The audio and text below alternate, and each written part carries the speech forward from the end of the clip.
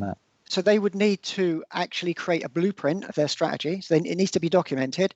And the actual phase of creating their strategy document is the most important phase, because if they make small mistakes or they leave a lot of things out, then it can cause a lot of problems.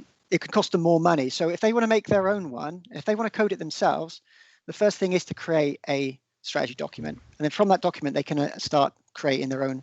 They'd have to learn coding for one, and they'd have to do that. I think that, or they could ask a development company like us to build it for them, or another company. But if they want to automate their system and they got no programming experience, then yeah, they need to use another company really.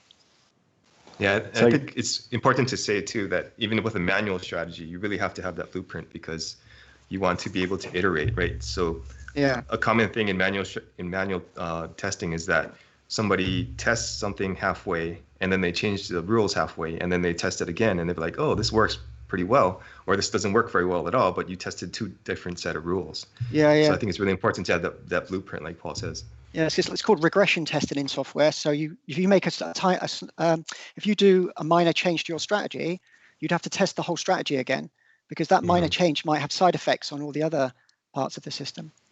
So this blueprint is very important because then they can start making changes to the blueprint, applying that to the code, and then you have like a round trip sort of development process to come up with the most perfect system, I suppose. So it sounds like you got to start yourself having some sort of idea. You can come to a mentor like Hugh and kind of bounce off your strategies and kind of pick their brains and get some insight. And then you go to Paul over there to program it and make it happen if you want to automate that. And okay.